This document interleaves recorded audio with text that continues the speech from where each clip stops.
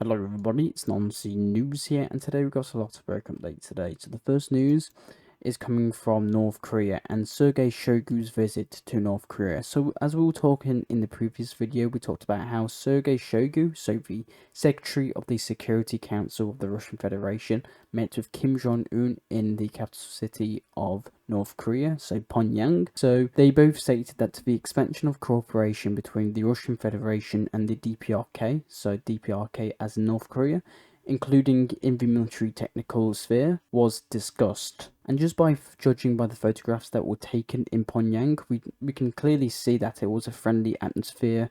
The Kim Jong-un greeted Sergei Shoigu very warmly to North Korea, and obviously we don't have the full information that came out on the visits between Russia and North Korea, because usually they do keep their agreements quite quiet and keep them like behind doors, you could say. So very interesting news, and I'll keep you updated if any more North Korean Russian news come out. We've also got news coming from the HIMARS missile, so not the HIMARS system, but the HIMARS missile. So the HIMARS missile is being examined by Russian technicians. So we can see here in the bottom left corner, we can see Russian technicians examining the American HIMARS missile, and maybe they're learning from it, and maybe in a few months we'll get to see Russia's own kind of HIMARS missile, or we can probably see a general improvement in Russia's missiles. We've also got news coming from Putin. So in the past couple of videos, we talked about how Putin is threatening to drag NATO and European countries into the war if long-range missiles are used on the Russian territory. So if they're approved and if they're actually struck into the Russian Federation, deep into the Russian Federation. The White House spokesman has responded, so Kirby. He stated that the White House takes Putin's words very seriously, that lifting restrictions on strikes against Russia would mean a direct NATO involvement in the war. So it seems that the US is actually listening to these threats, so I'll keep you updated on that. Now let's go into Russia again. So we've got news that the Visa, the banking company service, might be returning to Russia. So the media reported that the company Visa is planning to return to Russia because it does not want to lose the Russian market. So Visa might be returning to Russia. The company has registered a trademark related to crypto and banking services. So maybe in a few months we will see Visa back into Russia, or maybe not, who knows. We've also got news coming from the Brics meeting that will be held in Kazan. So if you guys remember, we've been talking about this quite a lot, the Brics meeting. So the upcoming Brics meeting that will be held in Kazan in October.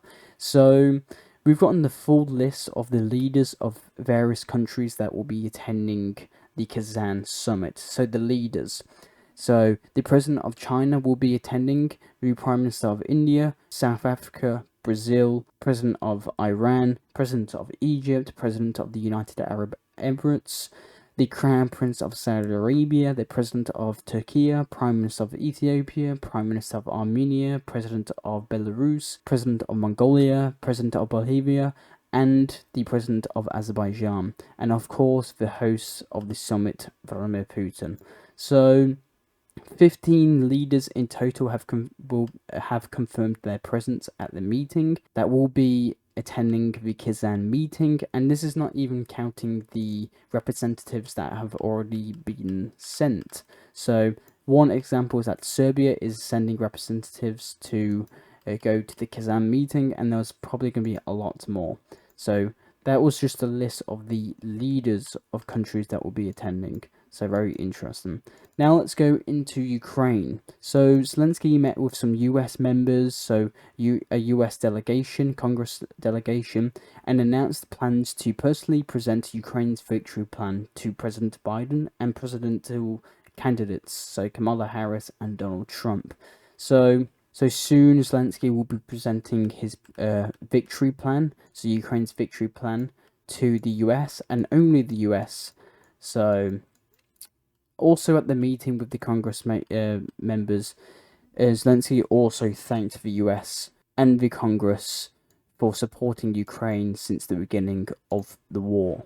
We've also got news come from Zelenskyy that he did an interview with the CNN, so it was actually pretty interesting interview. So I'll just go over the key statements that was stated within the CNN interview of Zelenskyy. So Zelenskyy stated that the idea and the purpose of the Kursk offensive into Russia was to try and redirect Russian troops from the Donbass region to the Kursk region. He stated that it was a risky operation and we understood that. He also stated that due to slow weapons deliveries, Ukraine was unable to equip even 4 brigades out of 14. Russia has a 12-1 advantage in shells against Ukraine. He also said that the Russians use 4,000 aerial bombs per month in the east of Ukraine alone, and they have hit 80% of energy facilities. Therefore, Zelenskyy asks the West to approve strikes on the Russian airfields with long-range missiles. So far, such permissions haven't been given, so as President of Ukraine specified. At the same time, he also acknowledged that Russia has begun to move its aircraft from 100 to 150 kilometers to 300 to 500 kilometers away from Ukraine and the front line. Zelenskyy also said with the interview with CNN that he will be talking to President Biden and representatives about the victory plan, so Ukraine's victory plan. So apparently there are 5 points. 4 of them are the main ones, plus 1 that we will need after the war. So, very interesting interview with CNN and Zelenskyy. There also will be no presidential elections in Ukraine in 2025, so the draft of the 2025 state budget has nothing including regarding the possibility of holding of elections. So the People's Deputy of Ukraine stated. So there's been no announcement, no nothing about actual elections in Ukraine, so I'll keep you updated on that. And Ukraine has started producing 155mm artillery shells in Ukraine. So the former head of the Ministry of Strategic Industry says that production of defense equipment in Ukraine has doubled since the start of the full-scale war in Ukraine and tripled by the end of the year. Norway is financing the production of 155mm caliber shells in Ukraine and also allowed them to use nanotechnology for this purpose. So Ukraine is gradually increasing its production of artillery rounds in Ukraine. We've also got news coming from Ukraine's Defense Minister, Umarov. He stated that Ukrainian pilots have begun training on F-16s in Romania. The Pentagon estimates that training Ukrainian pilots in Romania on these fighters will take about 5 to 9 months. So, in 5 to 9 months, we can expect Ukraine to receive some more F-16s. We've also got news that Latvia has officially announced that it will transfer British-purchased CVRTs, armoured vehicles, to Ukraine. The Latvian government plans to replace these vehicles with infantry fighting vehicles. Latvia has approximately 200 of these types of equipment, so these CVRTs, that will possibly be sent to Ukraine. Now let's go to Belarus. So we've got some news coming from the Belarus defense minister. He says that Minsk does not see any positive developments towards de-escalation in Ukraine. So the Belarusian defense minister stated. We've also got news coming from the Lithuanian foreign minister. He said that I think we can't keep quiet anymore. Ukraine should have a clear path to a real security guarantees and not to believe in the 5th article. How many tanks did it take for us and the Allies to knock out Iraq out of Kuwait? About 4,000 tanks. How many troops? About 8,000 soldiers. We have the opportunity to stop Putin. We have an opportunity to fight him in Ukraine and kick him out. We have an opportunity to make sure that he cannot continue any war that he has planned. So that was stated by the Lithuanian foreign minister. We've also got news coming from Scholz, the Chancellor of Germany. he stated that Germany won't allow long-range strikes on Russia, even if other countries do so. So Scholz, the German Chancellor, said. We've also got news coming from Romania that Romania can no longer supply electricity to Moldova and Ukraine. This was stated by Romanian Energy Minister, according to Moldovan news. According to the minister, the European Union should take part of these costs. So Romania can no longer supply electricity to Moldova and Ukraine. So, because apparently, according to this article, according to the news I've got, it costs too much, and it's asking the EU to try and help Romania try and pay this electricity to Ukraine and Moldova to make it more easier. We've also got news coming from Arnold, so the Hollywood megastar, so Arnold Schwarzenegger. So he met with the Hungarian Prime Minister Viktor Orban, and they drove around. They actually hit the gym, and he gave Viktor Orban his book. So very interesting news. Viktor Orban also drove Arnold around Budapest. So very interesting news. We've also got some rumours, some news coming from Serbia. So the news is that Serbia might be bringing back mandatory military service. So we'll wait a couple of days if this is actually true or not. But for right now, we've got some rumours that Serbia might be bringing back mandatory military service. Now let's go to Italy, more specifically coming from the Italian Prime Minister Meloni. So Meloni takes the first steps for Italy to build nuclear power plants. So the Ministry of Environment revealed today that new laws will be introduced later in the year, and a decree on the matter will come in 2025. The Ministry of Environment revealed today that new laws will be introduced later this year, and that a decree on the matter will come in 2025. So we can expect maybe Italy might be building some nuclear power plants in the near future. We've also got news coming from Pope Francis. So Pope Francis attacked the US presidential candidates, both Trump and Harris. So the head of the Catholic Church criticized them both for allegedly being too tough on migrants seeking a better life in the US. So very interesting news. We've also got news coming from the UK. That's the five former defence ministers, along with the ex-Prime Minister Boris Johnson, has urged the British Prime Minister Keir Starmer to permit Ukraine to use Storm Shadow missiles for strikes on Russia, according to the Sunday Times. And if we were paying attention a bit earlier, that Putin did say, and as I stated at the very start of this video, that if anyone allows the withdrawal of long-range missiles to strike on the territory of Russia, then apparently, according to Putin, that country will be in a direct war, will be involved in the war. So very interesting news. So, as I stated, 5 former defence ministers, along with the ex-Prime Minister Boris Johnson, has urged the Prime Minister Keir Starmer to permit Ukraine to use Storm Shadow missiles for strikes on Russia. So, very big news. We've also got some news coming from Bulgaria. So, a Bulgarian military air show experienced a fatal jet crash. So, if you can see this video here, I won't be able to show you the full video, obviously, but both pilots on board of the Aero L-39 jet was killed instantly while preparing for an air show tomorrow.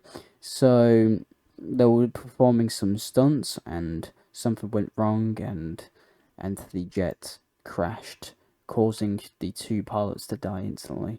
So, very sad news when talking about Bulgaria. We've got some information coming from Israel that during the previous 24 hours, the Houthi forces conducted a huge missile strike into Israel, more specifically central Israel, in the city of, I think it's called Tel Aviv or something like this. But a surface-to-surface Yemeni or Houthi missile struck central Israel. So we've actually got this footage here. If you can see here, bottom left corner, we can see the missile traveling. So the air defenses of Israel attempted to shoot down this missile, which fell in open area. So 9 people were injured and fires broke out. So this is the cause of the attack. So this is the result of this attack. So apparently this is some like power plant which carries fuel in this pipeline. So you can see some small pipelines in this area. So apparently this can cause very heavy damage if this fire goes out of control. So the Houthi forces actually released the exact hypersonic missile that dealt this blow.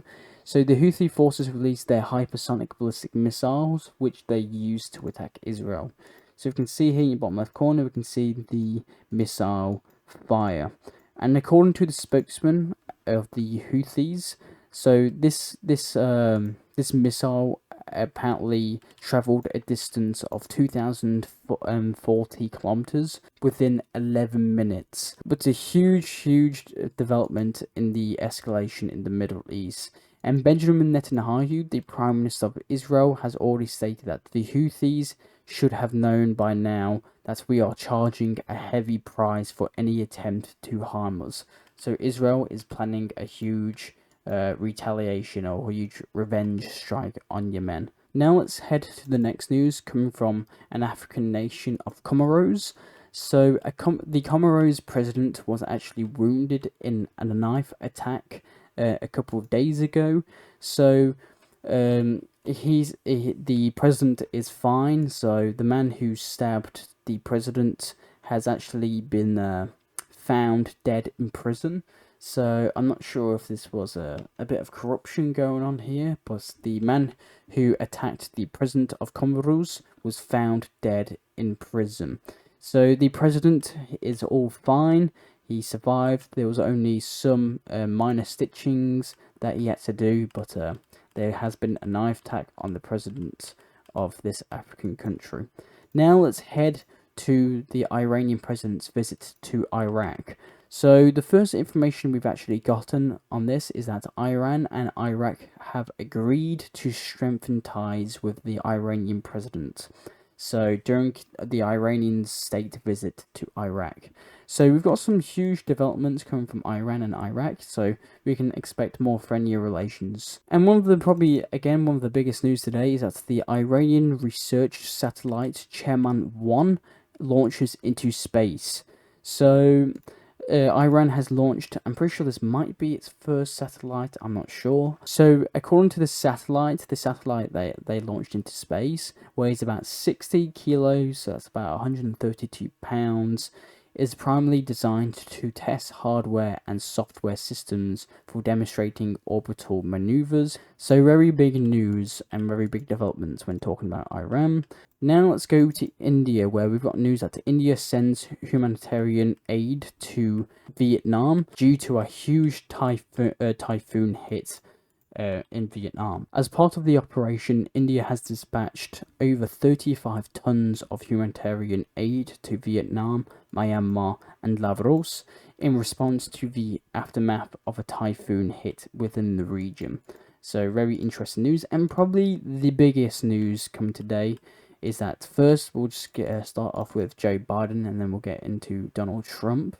So we've got some updates regarding Joe Biden's and Keir Starmer's meeting in Washington.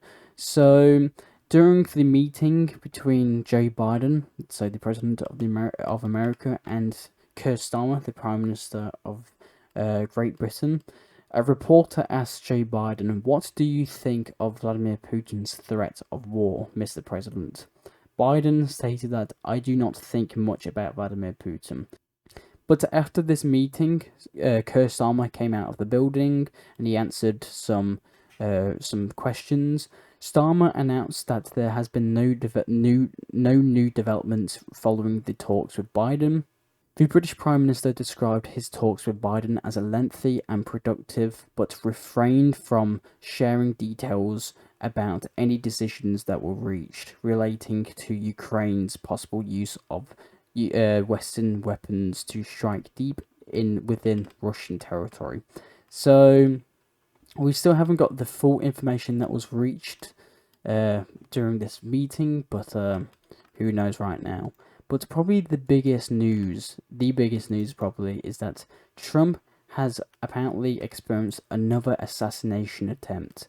So Trump officials say that there was gunfire near the former president. The shooting took place in Florida in this exact golf field. I'm pretty sure this exact one here. But according to the publication, Donald Trump is fine. He stated that nothing will slow me down. I will never surrender. So he also stated that he's doing fine. But the Trump shooter hasn't been identified at the very time I'm recording this. But apparently, he's been regarded as an ultra supporter of Ukraine. I'm not sure, but during next video we'll definitely get the full results of that. But the reports that we've got on is that Donald Trump has experienced another assassination attempt. So that's all the news I actually have for you today. I am Nonsense News. I'll try and provide you news that medias around the world do not show you. I do these videos hopefully daily, so consider subscribing and liking. Thank you very much for watching, and I'll see you all later. Bye.